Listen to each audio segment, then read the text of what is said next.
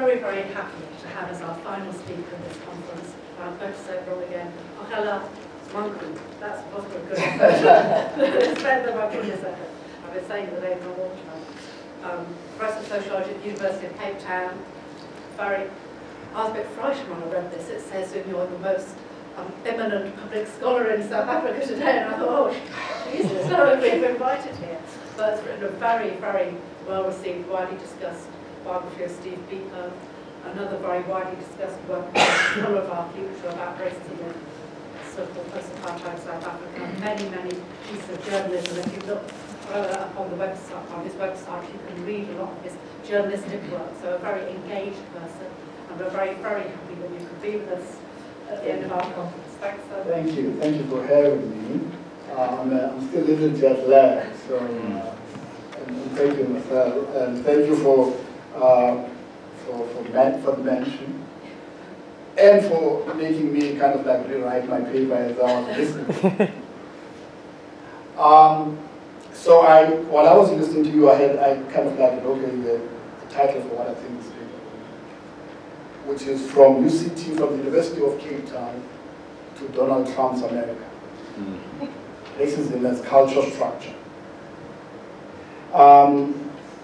Let me first read a quote from Fanon in his essay on racism and culture. And I quote that he writes that racism has not managed to harden. It has had to renew itself, to adapt itself, to change its appearance. It has had to undergo the fate of the cultural whole that informed it. The object of racism is no longer the individual man, okay, that's Fanon, the individual man, but a certain form of existing. And that's what I mean about sort of looking at racism as a culture structure. And I use the concept of culture structure deliberately to get away from the notion that culture is somehow derivative of structure. Let me start with why I think this concept of racism as culture structure can explain the first part of my new title, from the University of Cape Town to Donald Trump's America. About 5 years ago, I've lived in Johannesburg all my life, but about 5 years ago I decided I'm going to apply for a job at the University of Cape Town. And if you don't know the geography of Cape Town and the political culture of South Africa, though you couldn't find different cities.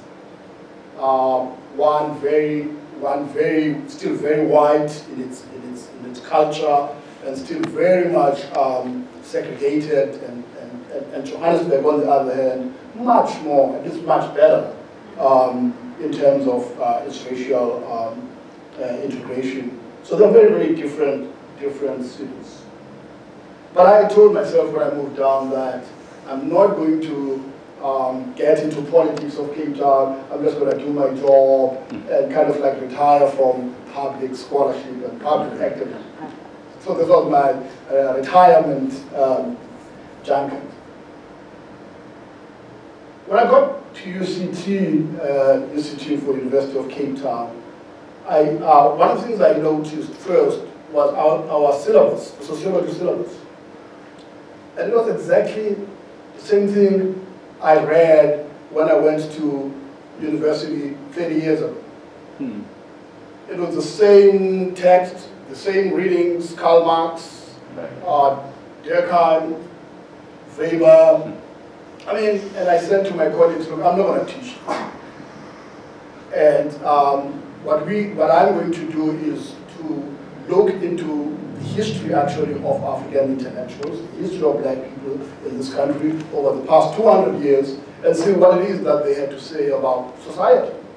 It can't be that they had nothing to say about society. It can't be that they had nothing to say about colonialism, which was something that was in their face every day.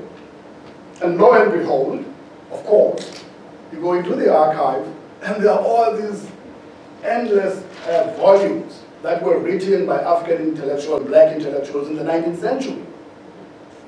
And so I literally reorganized the social theory class at UCT. So if you talk about decolonization, I can claim that at least in that one little act, students at the University of Cape Town do not do the sociology that we were doing 30 years ago. They read about people like S.E.K. Nkai, one of the most prolific writers of the early 20th century, about people like Dio Soga, one of the first intellectuals in the 19th century. And so there is, one of the things that I also insisted on is that, of course, what this kind of transgressive teaching required was that one has to go outside of sociology proper. And so it began to engage with the kind of questions that Marcel was raising about the very organization of the university itself, the separation of branches of knowledge into different departments. That if you want to do Nkai, somehow you could go to Bantu languages, or if you want to do, you've got to go to history. And so I began to work with colleagues at the university about how we work together around some of these things. But I did this, quietly as a citizen of the department and without making any public noise. And my colleagues were very, Arisitas was now my head of department, they were very helpful and very supportive. But a few years into my stay at UCT, maybe 2 years or something, somebody put some statistics in front of me. And the statistics just blew my mind. And this person said, and this person was the head of my department, by the way, David Cooper, back then. And he said, you can't seriously tell me that you're going to continue keeping quiet after you've looked at the statistics. And I really couldn't. What the statistics told me was that, and that's still a fact today, is that the University of Cape Town does not have, for example, a single black woman who's a full professor. At least with South Africa. So I began to ask myself, how do I teach the black South African experience in sociology, in history, in medicine, in law, in whatever, in gender studies, for crying out loud, if you don't have senior academics in the professoriate, senior academics who can shape. That a university as big and as prestigious as our university does not have one single black woman in South Africa who's a full professor is a disgrace and an indictment. We only have 5 full professors. Well, 6 with me. I was recently appointed, promoted. So we have 6 full professors, black professors. And 3 of those are in my department, in the Department of Sociology. So the remaining 3, okay, I know one or 2 are in, one is in anthropology, that makes it 4, one is in medicine, that makes it 5, right? So the entire university, in law, in philosophy, in literature, you name it, right? There are no senior black academics. There are no black professors who can actually shape what is being taught at the university. And then I also saw in these numbers that black academics as a whole make up only 48 people, 48 out of 1,400 staff. 48 out of 1,500 staff. And I said to my colleague, okay, you've got me. I've got to publish this. There's no way that I'm going to keep quiet. And that began a conversation about 2 years ago about what needs to happen at the university and why we need to have a transformed professoriate and a transformed curriculum. And as we know, 2 years ago, in 2015, students broke out in a big protest at the university. But they were breaking out over something else, which is the symbolic infrastructure of the university. Something called Roads Must Fall emerged as a movement initially within the university, but spread throughout the country, and actually became a global movement. But where that movement failed, and I'm kind of like still trying to urge the students to take the extra leap, is of course the challenge of moving from protest to proposal, from actually the politics of protest to the politics of going into the archive, doing the research, doing the PhD, putting in the work so that you can actually do the decolonization yourself. You can't say you want decolonization and then it's like having your cake and eat it and then walk away. So this is a challenge that we haven't really gotten, we haven't mastered really, is who is going to do the work given these numbers that I just outlined. Of course, this created an enormous reaction from the university, from my white colleagues at the university. And so I became basically a persona non grata. And I wasn't going to back down on this particular issue. But what began to, and this is where this idea of racism as a culture structure comes in, what became clearly obvious to me is that for some of my colleagues, it was not that they were racist or that they are bad people, but they've never had black people in the first instance in these departments. And now I was saying that there must be all the black people who are going to come in. And these black people that I was saying must come in are going to teach new things which they do not have the facility or the knowledge to teach. So there's a kind of a self-protection and a self-preservation in that reaction. But there was another dynamic which really had to do with the students. The University of Cape Town and Wits University, and they really never for a very long time had a critical mass of black students. So a professor who was used to having only 1 or 5 students in a class of black students, all of a sudden had these 100 unruly black kids in their class. And this president has never had to teach black students in the first instance. And so it created a lot of kind of friction and conflict within the classroom. And that's because the very nature of the university, the problem is not the students. And the problem is not the presence of black professors. The problem is the university itself as an institution that has been racialized for decades and decades. So it's not just a political problem, it is a cultural problem. How do you actually reinvent yourselves as an institution? I went on sabbatical, went to Harvard for a sabbatical, which is where I was before coming here to the Institute of Commonwealth Studies, to work on my biography of Nelson Mandela. And of course, Donald Trump gets elected. And what struck me immediately, although Trump was really beyond the pale in terms of his vulgarity, in terms of his racism and misogyny.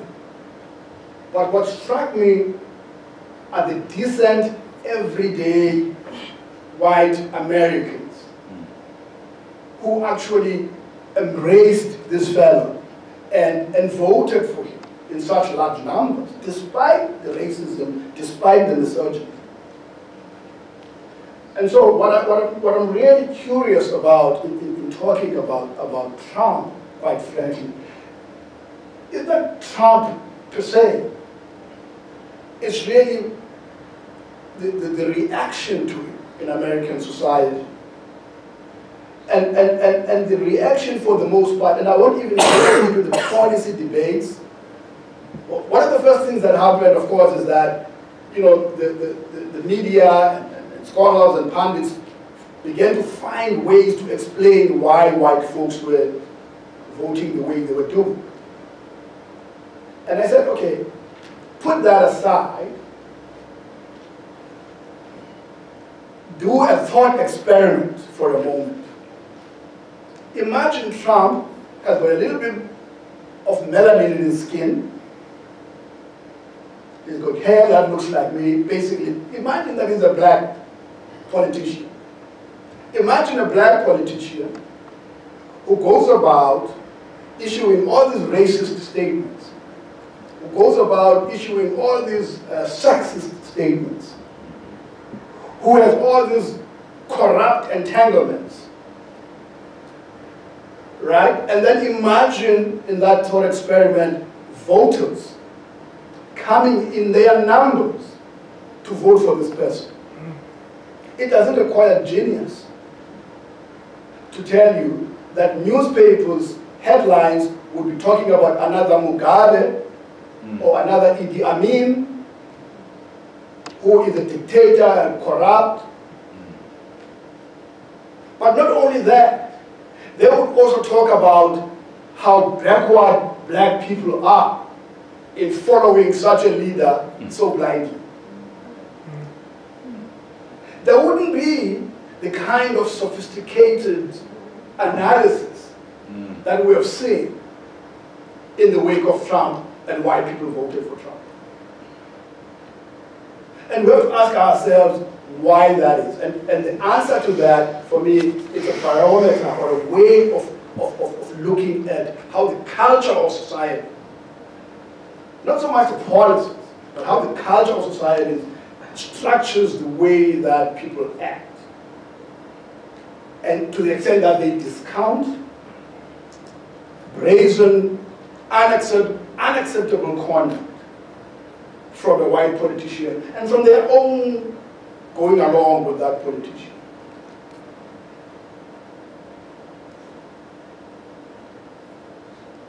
But then again, you see, I'm a little bit of a veteran in these struggles, which is both a good thing and kind of like a bad thing. A bad thing because it can kind of like be dismissive of these things. A colleague of mine from South Africa, after Trump was elected, wrote back and said, wow, you know, the end of the world. And I sent back an email, I said, you know, these things come and go. And I wasn't sure which part of me was responding at that particular point. Whether it was a cynical part of me, or whether it was a part of me that has fought these struggles. So I'd like to think now that I'm talking to you, that it was the good part or the better part of me.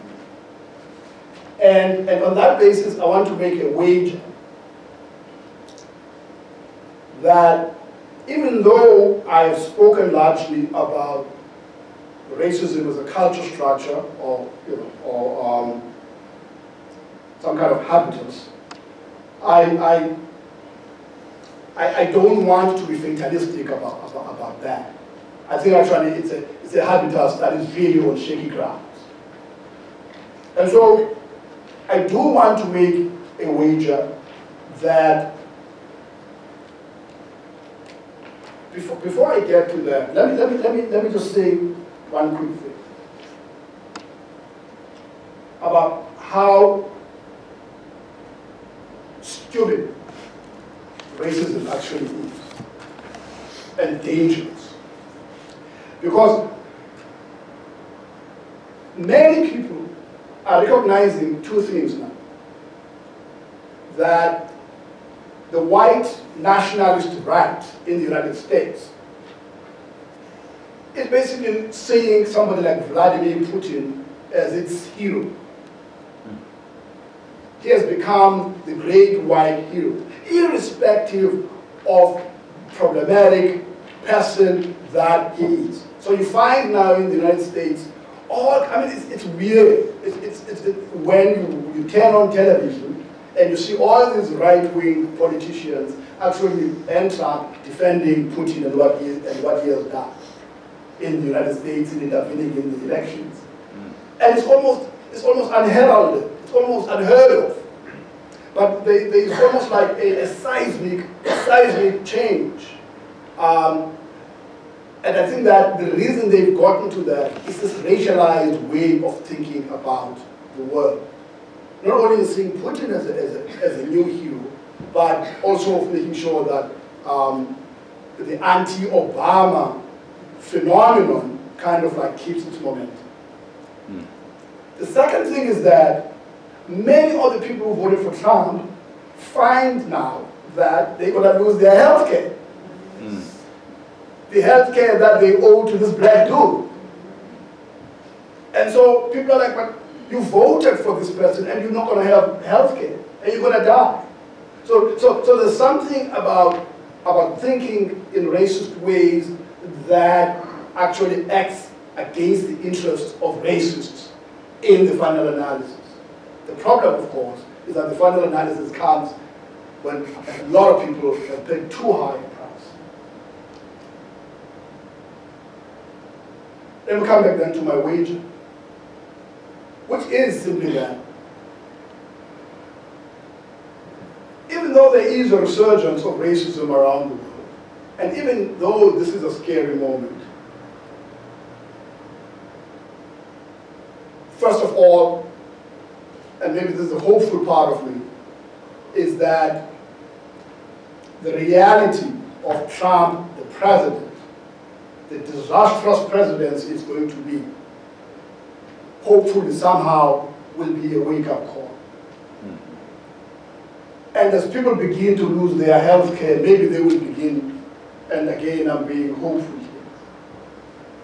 But the point I'm making is that racism, as we've seen in South Africa, I mean, it rides on a short-term kind of pipe dream, promising people things that really, when the moment comes. I mean, I was listening to the British Prime Minister on television talking about Brexit. I found it staggering. I found it, first of all, just a chutzpah, staggering, about how Britain could be part of the European Union the way it likes. That we're not going to be part of the European Union, but we'll have access to it. And we'll have access to it the way we want. But there was also this refrain about being returning to being this great global trading nation. It's a bit like the days of empire are still around. And as with Trump, this promise of jobs that will never return, this promise of a better world is not going to happen. And so one hopes that at some point, when the calamity, how can I hope for calamity? But at some point, when the rubber hits, when the tire hits the ground, that people will begin to realize, as they did in South Africa, that there's something dangerous about following these things. But that's a passive way of looking at it. It seems to me that there's much that people around the world can learn from each other, can learn from our struggles. Earlier during the day, somebody was speaking about a study on racism in the United States, and she used the word anti-racism. And that's a word, by the way, that I think I can claim with a certain degree of certainty that emerged in South Africa in the 1980s, as we were debating questions about how to look at race.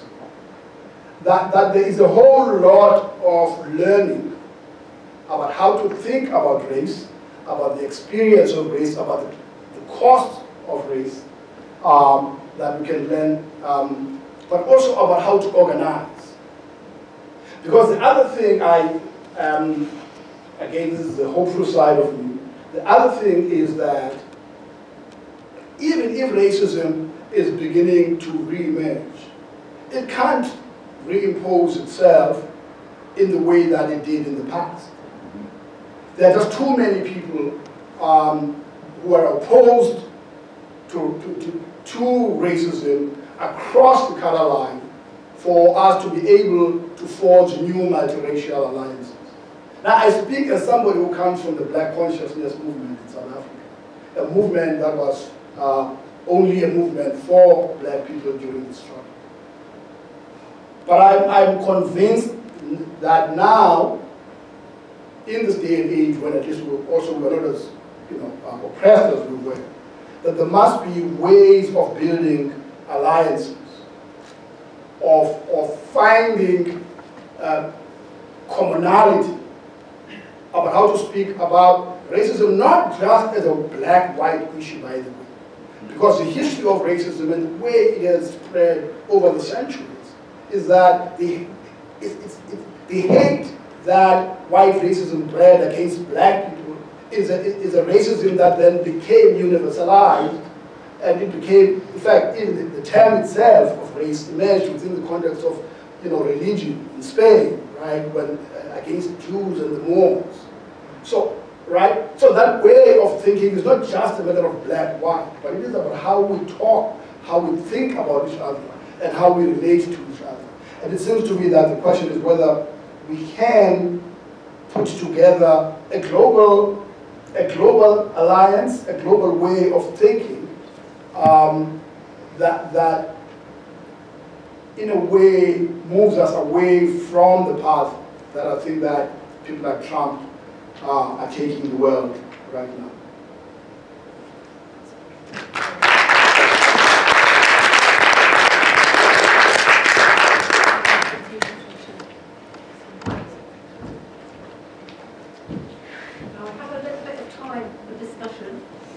We once again have this issue with our mics. So I was wondering if, maybe what you say there, and I can give you this one. See, if speakers, questioners can.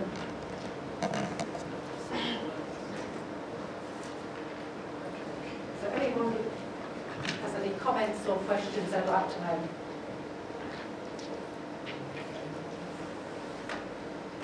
Near and refresh. I see you're close enough to see.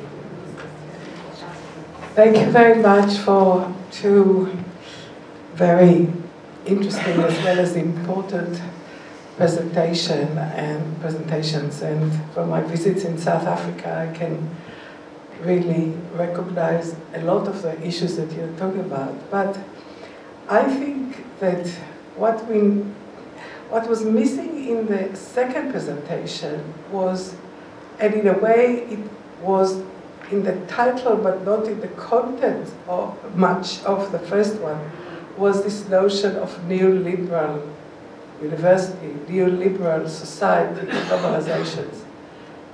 We have to contextualize this rise of racism and its metamorphosis in the phenomenon that you are talking about to what is happening now in the world. And therefore, anti-racism cannot remain on the level of the gesture, of the narrative, of the slogan. It needs to go back to good old political economy and an alternative justice system, which we have lost in the last 20 years, although of course the models that were before were very faulty, otherwise there wouldn't have been so much of a failure. And I would like if you can relate to this dimension, which I think needs to be so much emphasized in discussing these issues. That's quite a big question, so would you like both to have a go at that? It's not a big question at all. It's age-old division between, the kind of materialist explanation of society and which takes the political economy approach, and the more cultural materialist approach that I prefer. I understand that, of course, a whole lot of what is happening in the world is because of the dislocation, right? The job losses that are happening. But it still has to answer the question, why does it then have to take a racist form? And so but ever since I've been a sociologist, we could talk until the cows come home. But I have a different approach.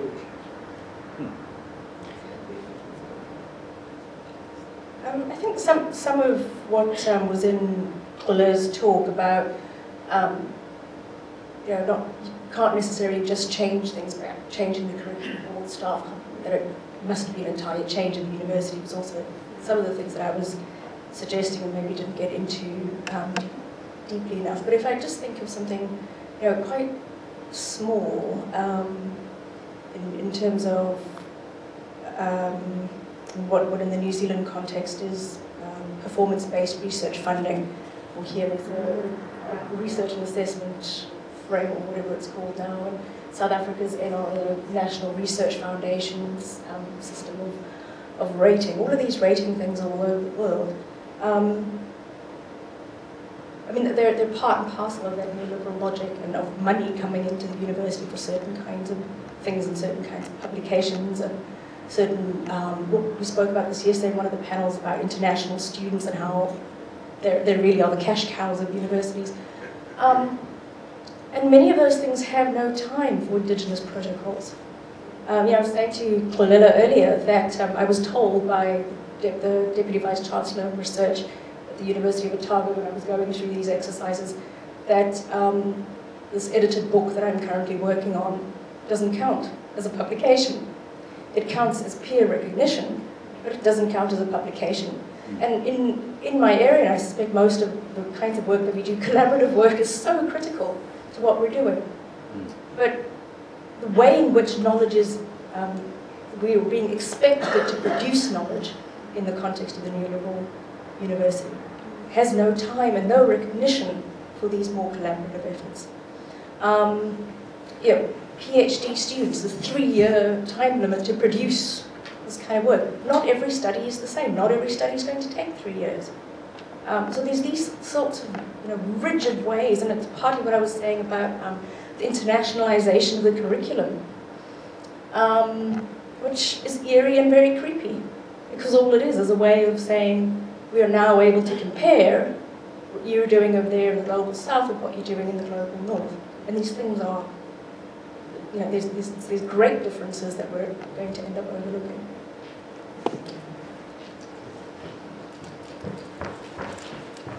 Thank you. Thanks so much for two, really thought-provoking. I don't think I need this. Okay, all right. All right, okay.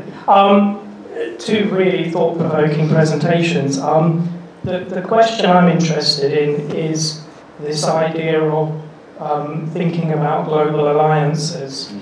There was an attempt to forge global alliances, an emancipatory project, and that was communism in the 20th century. And it was a truly global project at one point, but it was defeated.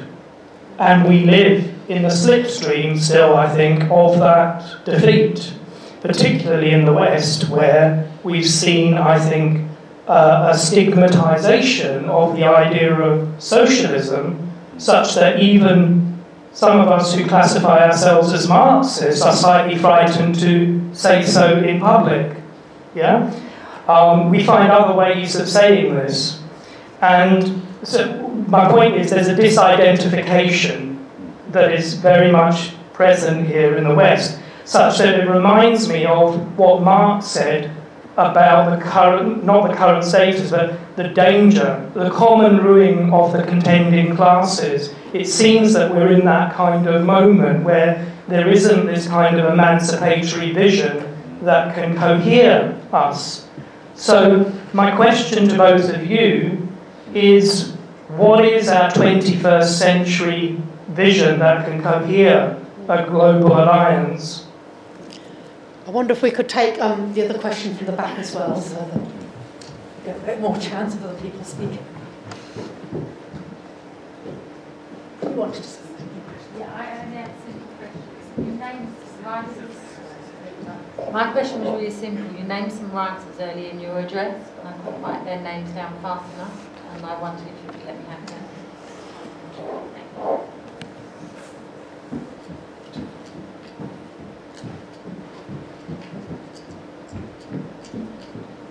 We're going to go straight on to after communism as another point. Okay, I'll do you as well.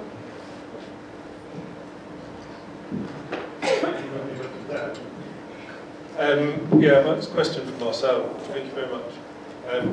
I was just going to ask about, you were talking about epistemic violence, and that was also something that was written a lot about by post-colonial and Caribbean scholars, and lots of their ways of kind of engaging with those questions were around kind of relation and diasporic forms of knowledge, which is slightly different to the kinds of ways that you're talking about knowledge, and I'm just wondering what your thoughts on that were. Back to Marcel. This is what's different. We only borrow one. Just in response to Malcolm, it's a very short answer in the sense that it's very much work in progress, and this is the start of this discussion. So it's work that I still need to get on board with, but I do take the point that certainly the works that I've been looking at are not the whole canon of this sort of work. In response to Satnam, I'm not really sure I can answer that. I mean, that was a big question. Yeah, and I think it's something that underpins, the need for this conference. There's obviously been several of them over the years, and I'm not sure we're going to get to a single answer in this sort of one panel.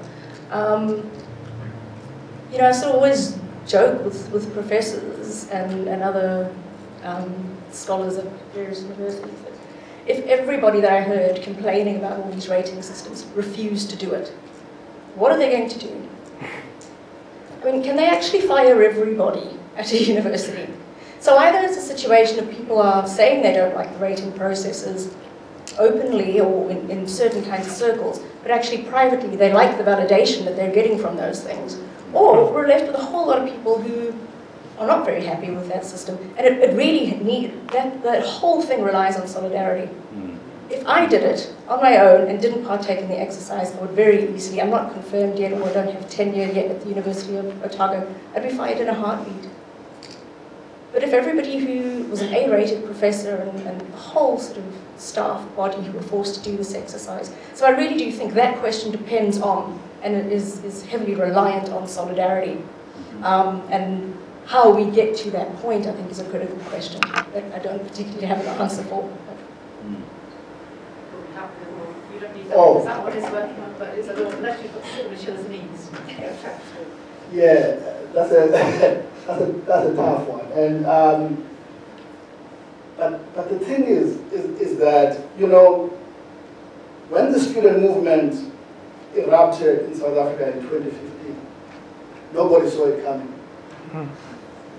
And I didn't see it coming. And I'm one of the most kind of like involved, vocal people.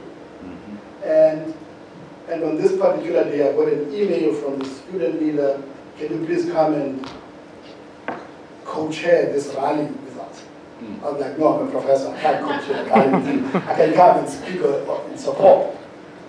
And nobody had expected it, partly because, this is an elite, black middle class student body. But it is one of the most radical moments over the past 25 years. It is the most exciting moment intellectually. There are some great problems with it, like there were during our days. So the short answer is I don't know, right?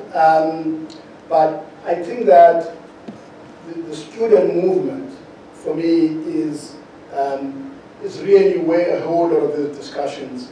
I think one of the most important developments in South Africa is within this movement the rise of the feminist student movement in taking leadership of Rhodes Must Fall, which started off as a male student-led organization. And one of the things that's also beginning to happen is this I was saying this to colleagues at Harvard, that unlike before, you see before in South Africa, white students took it for granted that when they finished their undergraduate, they go to Oxford. It was just like a birthright. What's interesting about these students is how a lot of them are going all over the world, and hopefully they're going to reshape whether they will amount to the kind of revolutionary movement, one can never say. But I mean, after 20 years of depression in South Africa without any kind of collective political moment. It was a corrupt ANC and everybody just being for themselves. For the first time in 20 years, something positive just emanated from somewhere. So, you know, we may be dead when it happens, but yeah. I can give you the names. For example, somebody called him Kai, Mqhayi. That's his initials are SEK. That's the person who wrote the bulk of our national anthem, by the way. And people don't know anything about him in South Africa. And he wrote several books, and some of which have been translated into English. The other one is Saul Blight, Plaatje. Wrote a number of books. I mean, there are a number of them I can share with them afterwards. So we're not lacking. We're not lacking at all in terms of black intellectual scholarship in South Africa, going back to the 19th century. But it's not in the syllabus. It's not in the curriculum. People are leaving. I just want to quickly abuse my chair to say something back. Me and Sutton have had this conversation on and off through the 2 years. And one of the things I'd just like to say, you've heard me say this before, that through that moment of global communist organising, people might use the same word, but they seem to be doing quite different things and clearly meaning different things. So there's a kind of idea of a unity. And then, as we've said, there's all kinds of queer Marxisms going on all over the place. Only probably queer Marxisms going on. So I do think there's something about, even in those moments that tried to be a kind of meta theory of liberation, they weren't as meta as they thought. And so there's ways in which people are connecting and saying, oh, I don't have a mega concept, but I see something in you and in what we're doing, which I think lots of things are happening around that. The ways in which the stuff around Rhodes Must Fall has made connections in this country with many different kinds of activism, and sometimes inadvertently, and then overlap between people who are becoming active in a number of spheres at once and then other networks. You think, well, it's not decided. I know I always say it's not decided. Well, it's very exhausted. Just a comment. That's wonderful. A comment would be ideal for me. As a fellow South African, I've been watching from afar this whole Rhodes Must Fall, the fees must fall. And having, well, one of the universities that I studied at was the University of the Western Cape, which was one of the more progressive universities during that time. And then I studied in the 80s, which was a very significant period for us as black people in South Africa. And you look at the way things are done now, and you can criticize, but you also look at the impact that the 80s rise and rise up of the students had, and you say to yourself, there's one hell of a thing coming here. Because now it's not just about Rhodes Must Fall, but it's bigger things that these students are attempting, and well done to them. That's amazing. Thank you. Quite right. I mean, I think that the student movement, and this connects with the structuralist argument, because what's happened in South Africa with the student movement is that on the one hand, the mobilization has been around questions of the racist experience that students face at the university, right? And these are issues of attitudes, of how you are treated. And then there is the fees must fall, which is around these issues of affordability. And what's interesting is how these students now are beginning to kind of like talk to each other. But I think for me what's even more important is that what does this mean for the children who come after them? What does it mean for the reimagination of the narrative, right? Of what is a new society? You know, it's can no longer be the nationalist narrative that we've had. So what is going to be our imagined community, so to speak? And so finally, one of the things I do, I'm a newspaper columnist as well. I tried the strategy. I've got an 8-year-old daughter who's got a whole lot of white friends. So I always now, for some time, writing my columns, I would carry my sign of life will be like, what does this mean for our children? And I think that one of the things that parents in South Africa, at least, that I know, I mean the people that I've been engaging in directly, is once you ask them that question, once you ask them the question of, are you really serious that you're going to leave all of this stuff for your kids? They begin to kind of like think. So, you know, the narrative will have to be different. But I think that we have to focus on what's the agenda for young people going forward. Well, I don't really think I want the last word at the conference, but since the mic has been put in front of me, and I think the other thing, in addition to solidarity, that I think is kind of missing is some kind of compelling strategic vision. I don't mean some kind of blueprint in the old kind of way, but some kind of strategic vision that galvanizes like-minded. I mean, if we're having these conversations, and you guys have had them for a number of years, and in a lot of conferences I go to, we realize there's like-minded people in the room who can put various differences aside, various identity politics to one side, and recognize the commonalities, and I think, you know, those things can happen globally. But I do think we also live in a world, in a neoliberal world, that rewards individual success and individual achievement, and the construction of the self is this most important project in this context. So how, you know, the question I think is, how do we overcome the construction of the self as the central project, and recognize that there's beyond this. I mean, just, you know, walking to the conference this morning, and it sort of came up in your talk about, I've literally walked you through 2 shopping malls to get here. Many of these shops are the same in both malls. You know, and all of it is just about, well, a lot of it is, it obviously is consumption, but that construction of identity, or the self-identity. And it's quite disturbing. And I mean, Malcolm's talk flagged some of these quite disturbing things about what has happened. But there's a sense of, oh, but it's been great for me, you know. And I just think there's no looking beyond, or a limited vision beyond the self that I think we need to overcome. So that does seem like quite a good note for us to end on. I'd like us to thank our two